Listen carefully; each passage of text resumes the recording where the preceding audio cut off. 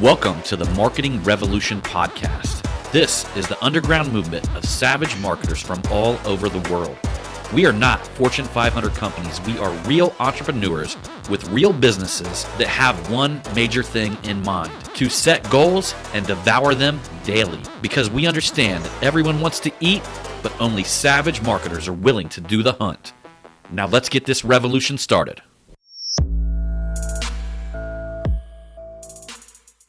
Hey, what's up, everybody? John Hiley here with the Marketing Revolution Podcast and the Marketing Savage Facebook group.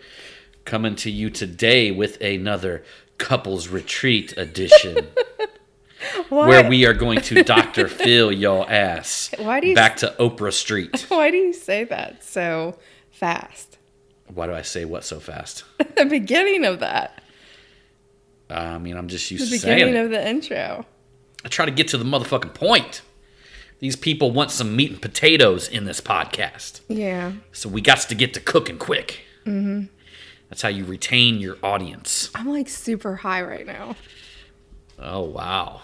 So we're going live on a podcast, and you've been smoking marijuana? Yeah. That's all right, though. I can just entertain the whole show. Okay. And then you can just laugh occasionally. This is what we normally do anyway, right? No. A lot of times I'm not high. Sometimes I'm like a little, Yeah. She's one of them ones that got high tolerance, though.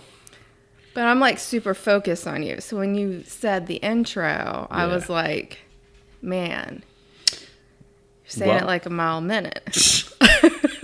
But you know what, though? Here's the deal. We actually were doing this podcast on Sunday. Yeah. Because we went over to like a family get-together on her side of the family yesterday. Mm-hmm. And we are trying to get this done around 5:50 p.m. because we're about to chill out, sit down, and we're about to watch The Men Who Built America. Drum roll. The motherfucking Frontier edition. Yeah, let's talk about that. Yes. And then if you guys did not know, and I didn't know. So we were literally looking for The Men Who Built America because I was going to watch the one with like Andrew Carnegie and Vanderbilt and Rockefeller and all of them. And then I realized in 2018 they came out with a Frontier edition, which is basically takes the savagery like that much more savage. Yeah.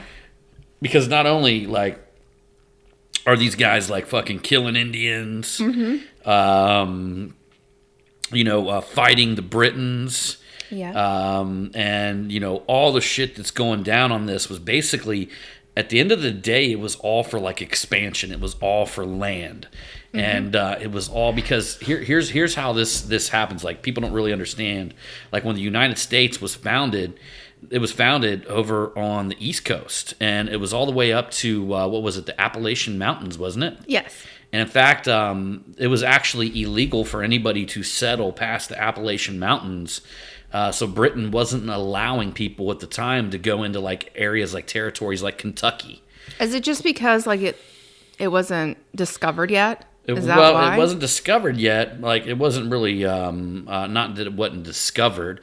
They discovered there was something past the Appalachian Mountains, but it couldn't be controlled. I think Britain really feared that before we fought the war to gain our independence from Britain, like they feared that people would just start traveling over the Appalachian Mountains, and now they couldn't control them, right? Because really, people didn't full on know how far like America went back then. Yeah, like people didn't they didn't realize. I mean, they didn't have like drones and satellites, and they didn't have the ability any type of aviation. So everything that was mapped at that time had to be explored. And, one of the people that actually explored Kentucky would have been Daniel Boone. In fact, he ended up creating one of the first little towns they called Boonesboro. Yep. And that was one that got relentlessly attacked by Indians.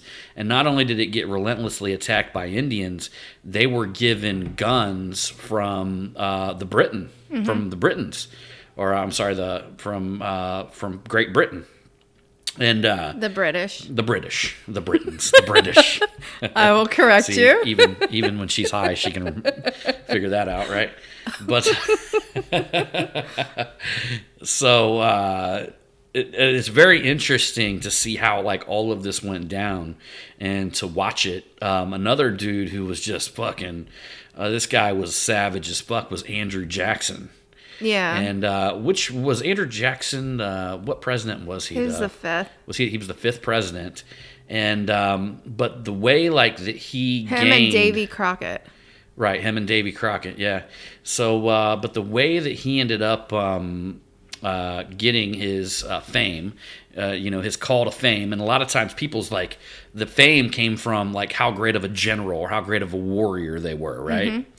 And Andrew Jackson, he actually put together a militia that went out and tracked down these Indians. They actually had Davy Crockett actually tracked down where these Indians were that killed 500 Americans, and they went and just like basically slaughtered them all. Mm-hmm. And which gave him a reputation of being like a super savage dude that like got results. And they said literally like Andrew Jackson was a dude who he was known to get results. There were like bad motherfuckers in his city, and he was a judge, and he would literally kick down the bar doors and drag them out into the fucking streets and arrest them himself. I mean, that's just the kind of dude he was. And probably where we actually were at, we're actually getting ready to go into a little bit more about Davy Crockett after he got to Texas and fought in the Alamo. But the portion that we actually just got done watching was where Britain was going to attack New Orleans. And New Orleans back then, that was the gateway to the Mississippi River that ran all the way up to Canada. And the British they had bases in Canada, like pretty much like military bases in Canada, basically. So they had forts there, and if they would have got the New Orleans harbor, then that would have gave them access to literally come up the Mississippi River and drop troops off and to be able to attack us at all different sides and all different angles. Mm-hmm. That would have totally changed the trajectory of the way our country is today. If this literally that war that happened in New Orleans, if Andrew Jackson wouldn't have brought his militia there, which is fucking crazy how they got there, but if he wouldn't have... But how many men did he have compared to the British? Hold on, I'll get to that. Get to that. My bad. But if Andrew Jackson wouldn't have brought his militia there to fight off the Britons, like this country could be partially owned by the British. So what he actually did was fucking crazy. He literally, back then, Mississippi was a bunch of swampland, like a shit ton of swampland. I know it's some swampland now, but a shit ton of swampland back then. And what he actually did was he took his 1,500 men and trudged through the Mississippi swamps for 4 days straight, carrying fucking cannons and ammos and supply through this shit. And they were literally, I don't know if you guys seen like how the Egyptians would move big ass blocks and shit down the river. So what they would do is they would have these big ass blocks, or how they would just travel with big ass blocks that built the pyramids. They would like put like a log in front of it and then move it a little bit more, and then take the log from the back and put it in front, and then push it a little more and take a log. And that's what they were doing. They were literally doing that to get the cannons across the swamp.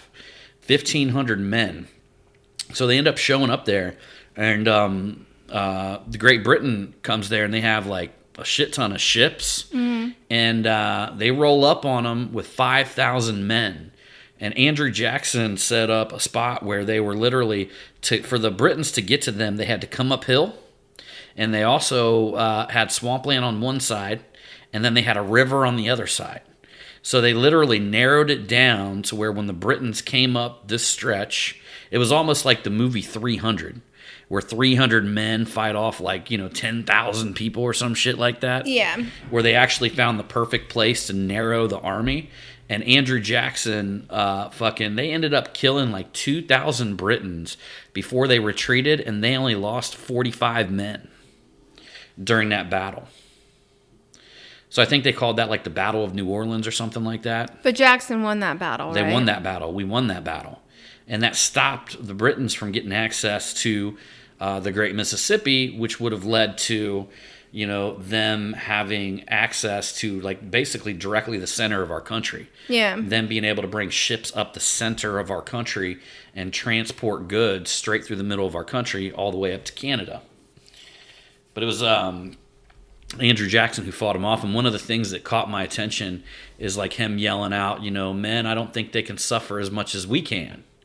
And it made me realize that like the men of the past, man, like all the shit that we talk about today, like when you're reading books about David Goggins or when you're talking about, pain, Yeah. I don't even think motherfuckers today knew pain compared to what the men in the past knew pain. I know, right? I mean, like we call it like pain, like, like I'm going to stay up all night and do work on the internet. It's so painful. Or we call pain like I'm going to like really work on my business hard this week. But these dudes were trudging through swamps for 4 fucking days. Oh, all for just God. Listen, they were doing all this shit just for a chance to strike it big. Just for a chance to have a piece of the pie. Just for an opportunity to have a good life. Yeah. They did this shit. And and today it's like I feel like we lost some of that spirit in today's society. Like there's a lot of people that will not do the shit that it takes, and there's probably like our ancestors are looking down at us going, what a bunch of bitches. Yeah, I agree. Yeah. And the ones that really capitalized on land and capitalized on that, the ones that really capitalized on the opportunity are looking at us in the day and age that we have today and probably saying, holy fucking shit, look at all these people that are asleep at the wheel. Mm-hmm. Like, look at all these people that can't see opportunity if it walked up and bit them in the fucking face. Yeah. And it just made me realize when I'm watching this show that, man, the shit that people went through just to have opportunity. I mean, here's what you guys got to realize. The reason people came over from Europe is because there was no fucking land over there. Mm-hmm. Like, people couldn't make something of themselves. Right. Like, if you were born a poor peasant, you were going to die a poor peasant. Yeah. Because you didn't have there was no land. Land was wealth back then. It was already owned by, like, lords and kings, and all these people owned all the land. It was like being in a life where you were set up. You were, regardless, that it was nothing but failure. So people were literally willing to, like, risk their fucking life. People were willing to die for opportunity. Yeah. And they came over here. If you think about people coming over here, and then not only coming over here, here's what you guys got to realize. Here's how the U.S. government made money back then. The U.S. government made money off of the land. So when the U.S. government took over a chunk of land, let's say they took over 10 million acres. If the U.S. government took over 10 million acres, they were selling that back to the people at $1 an acre. So that's one hell of a deal. Right. Which back then $1 was probably a lot of money, but that's how money was made. So what was happening is America was like negotiating for territory, but the biggest problem was, and this is where it gets very controversial, is that the Indians lived in this territory, right? Mm-hmm. So what would happen is there's certain territories settlers would try to go into, but then they'd end up getting fucking scalped. Yeah. They ended up getting killed by the Indians, which in reality, they were doing what any civilization would do if people were stealing their land. Yeah. They would go out and they would fight for it, right? But America would buy the land and they would sell it. So what would happen is the Indians, people would stop traveling to certain areas, so America couldn't sell the land without war with the Indians. Mm-hmm. So that caused constant chaos. And in fact, when Andrew Jackson got into office, one of the things that Davy Crockett got into a big tiff, and you found out that you don't fuck with Andrew Jackson, by the way. So if you fuck with Andrew Jackson, you end up on a shit list. You're on a really bad shit list. Yeah. And Davy Crockett ended up on that shit list because Davy Crockett was, he might have been a senator or something. But anyhow, he voted against Andrew Jackson's plan to essentially eradicate Native Americans, which was to relocate them to Oklahoma. Yeah. And so Davy Crockett went against that because he seen, he was in, some of the massacres and shit like that. Which is kind of interesting because apparently the massacre that he was involved in was a tribe that just came and massacred 500 Americans. So it was kind of like, at the time, if they wanted to show a stance like, hey, if you're in an Indian tribe and you kill Americans, we're going to come and kill all of you. Massive savagery back then. Massive savage shit back then. Mm-hmm. And I mean, they just, but it was how this country, it's how this country grew. It's how this country became what it is today. Yeah. And, but it's a trip. Like when I sit back and what I'm really learning from watching this episode is what people were willing to go through for a piece of opportunity. And then what really hit me is like we as today, like people today, probably some of the baddest motherfuckers that are out there are probably a tenth of what these fucking people were. Yeah. If that. Mm-hmm. If that. Meaning that, there's a lot of us out there who are not even coming close to living our full potential. That's true. And it's just because I want to say that I think maybe part of it's we're spoiled. Yeah. I'd say. Mm-hmm. I say part of it's we're spoiled. I'd say the other part of it is that, people back then were just stronger in general. I know. I mean, they were mentally tougher because... Dear God.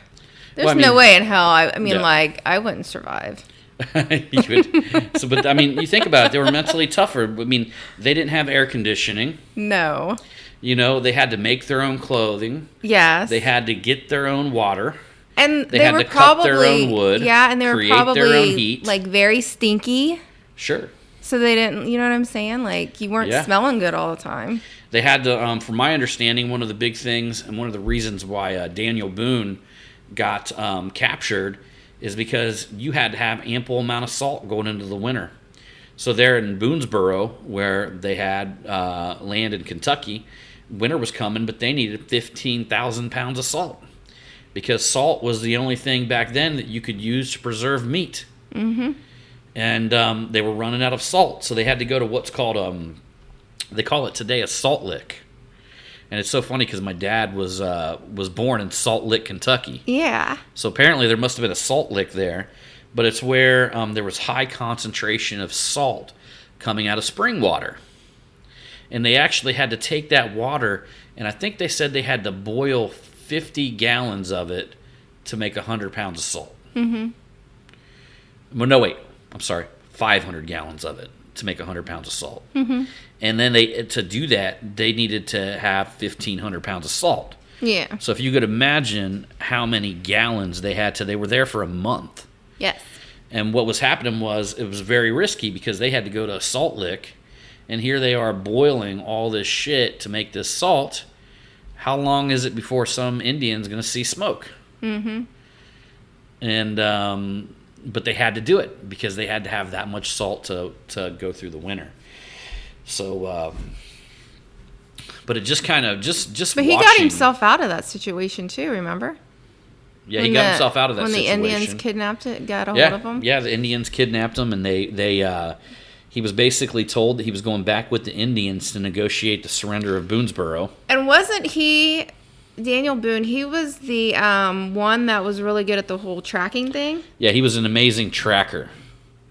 And they said the reason why he was able to escape on foot from the Indians was because he was able to do things to really throw them off. So if you're a good tracker, he knew where to step, where to put his hands, how to step on rocks rather than soil. Mm-hmm. He knew to run in circular patterns in certain areas, like anything that you could do to throw off the people that were tracking you. Yeah, and then the Indians, they ended up kidnapping his daughter.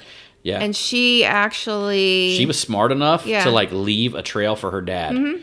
And it was his one daughter, they said, was his favorite daughter, who he had taught how to hunt and how to fish and how to track. So when the Indians actually came and took her, Daniel Boone was able to find her with a group of men, and they were able to kill the Indians and take his daughter back. Yeah. And they said that she done things like she ripped off tiny little pieces of her dress as they were walking and throwing them onto the ground. Any chance she got, she would break a stick or break a twig. Mm-hmm. And but she was smart enough to know that her dad, being a masterful hunter, somebody who lives off the land, and somebody who's a master tracker, could find her if she did these things. Mm-hmm. So. It was just it was kind of cool, man. It was very cool to watch this and to learn that like a lot of these people, they became like fucking famous. I know, and what's crazy is I remember back in school when they were teaching us about Daniel Boone. They didn't even go into any of those details about. Nah, they didn't go into any of the good shit. No. Mm-hmm.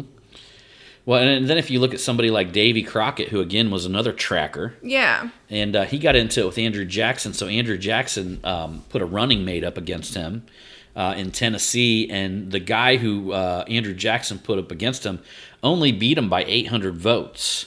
But during the process, Davy Crockett jumped up on stage while this guy was having a political speech. And the dude pulled a pistol on Davy Crockett, and Davy Crockett backed down, which made him look like, I guess back then, like, they thought of Davy Crockett like a Superman, and it was like making Superman look like a bitch. Yeah. And then that ended up, at that point when Davy Crockett lost the election, he kind of went into like a depression, then he went home and he didn't have any money, and then his wife left him, and the whole fucking story. Like, it's the whole cowboy story. It's like, I lost and nobody likes me. My dog won't come back. My wife left me. Like, fucking, like, all the bad shit. That's bad. Like, when the dog all won't of this come bad back. shit happens to Davy Crockett. You know what I mean? Like, The dog won't come back. he's drinking, he's in misery, you know, and he's like, everybody's gone. Mm-hmm. And so at that time, he goes, well, fuck it. He goes, well, I'm heading to Texas. Because back then, Texas was still part of Mexico, but they were very lenient on the migration policy because Mexico wanted people to migrate there. Mm-hmm. And so he wanted to strike it in Mexico or in Texas at the time. So he ends up going there. And this is where we left off on the episode. This is where we're going to pick up some really good shit. So he ends up heading over to Texas, and about the time he got there, he realizes he's famous. Like everybody in Texas just like knew they were having parties for him. They knew he was on his way, so he came home. Like, he went from being in complete fucking broke and, lost his wife, lost his dog. He was probably knee deep in farmers' daughters by the time he got to Texas. Oh my God. He's probably knee deep in farmers' daughters. Oh dear Lord. And so he gets into Texas, but it isn't probably a fucking month after he's there, the Mexican government starts sending military to attack everybody. They're trying to change the laws and all this shit, and all these Americans and Texans are like, fuck you. We're here. You ain't changing the laws on us now. And so they ended up sending, we're at the point right now where apparently Davy Crockett was there ready to fight off the Mexican army. Yeah. Or would have been the Spanish army. They called it Spanish army back then. I don't know. Whatever. So at the Alamo. So that's the point that we left off, and that's the point that we're going to be jumping back in and watching it. Wow, you because did so apparently good. he becomes a fucking hero at this thing. Yeah. And that's what it was all about back then, man. It was like becoming a hero in battle. And nowadays, today, to be a hero, all we got to do is make a video go viral. That's fucking I sad. know, right? That's You'll meet bad. somebody who's a millionaire. They're like, yeah, I had a video that went viral. I didn't have to kill people and take land. Just a video went viral. I own my piece of the digital real estate out there with this video. It got like 800 million views, and I was on Ellen. Totally went viral. Oh, I mean, come on. Even sad. Antonio, that one dude who was in the ghetto, like the ghetto rapist guy, or how his sister was somebody broke into his sister's Hide house. your wife. Hide your kids and hide your father too, because everybody's getting raped out here. Like, even he made a bunch of money. Yeah, he did. I think they That was created some a funny song shit. out of that. They And did. he's got royalties from that shit. That was some funny shit. We need to look that Yeah, up. so all you got to do today. Like, hide your wife, hide your kids. And here's the deal, everybody wants a piece of the glory. I mean, come on, you're watching, you're listening to a marketing podcast. Yeah. So you want a little fucking piece of the glory. Sure. I know you want a piece of the glory. Yes, right? I do. So, but then you still got people that are saying, "Well, I'm scared to post because what if nobody likes it?" These motherfuckers trudged through the Mississippi swamps for 4 days straight, I know. and y'all are scared to make a post in case nobody likes it. For real. I guess that is kind of embarrassing if nobody likes your post.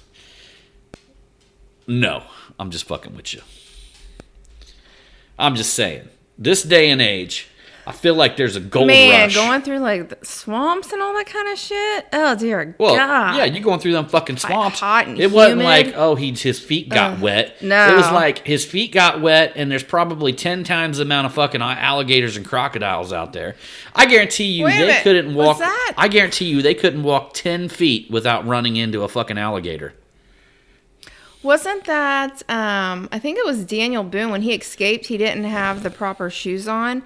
And I remember it was almost like a bag that he had, like a cloth or maybe like a leather bag, and he took it off and his heels were just like bleeding. And he took moss and he put moss over his heel, and then he stuck like a piece of bark underneath his foot to give him, I guess, some type of support. And then he put some sort of structure to his foot, because his foot was about ready to fall off. And then he put the leather bag back over. Yeah, it was either a leather or these motherfuckers weren't running in Nikes. They were running in leather sacks. So imagine taking a leather sack over your foot and running in the wilderness on that. I mean,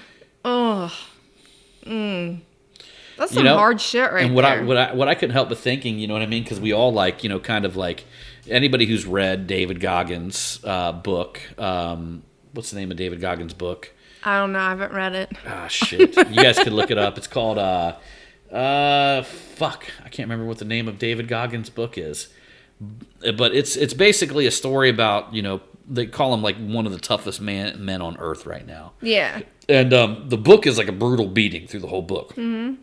Probably the first part of the book's the best. It talks about his childhood, which he endured some fucked up shit in his childhood. But later on, he ended up becoming like overweight and, older, and he somehow turned that shit around and became a fucking Navy SEAL.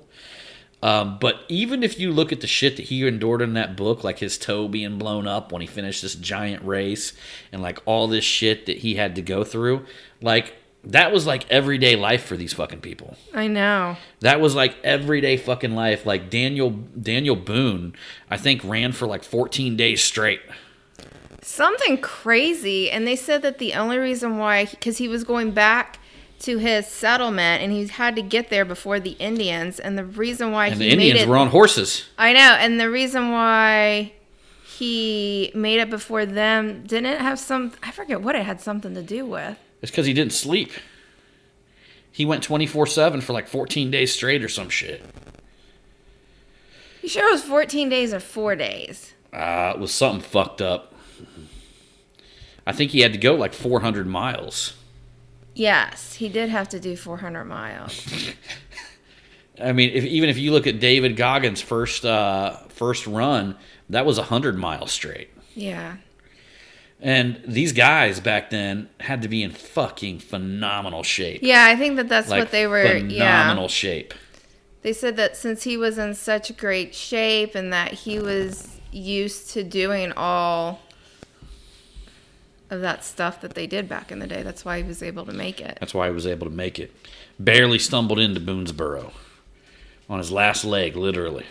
And his daughter, she was the one that stayed there to wait for him. Because his wife and the other kids went back to, was it North Carolina or something like that? Yeah, I think so. Virginia, one of the two? Yep.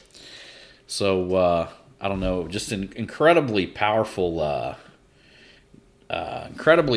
documentary there. Just think, back in the day, if they would have, like, in history class, went into more details about these individuals, people would be like, oh my God, this is so fucking awesome. Well, I mean, the schools are trying to, the schools are effectively trying to give everybody a vagina. That's really what it comes down to. I mean, they didn't want to talk about real men. They didn't want to talk, schools don't want to talk about what it's like to be a real fucking man.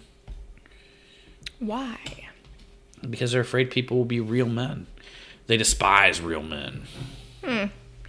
They feel that manliness is the cause for all problems into the world. No. Everybody should be a little bitch. No. Nobody needs to be a little bitch.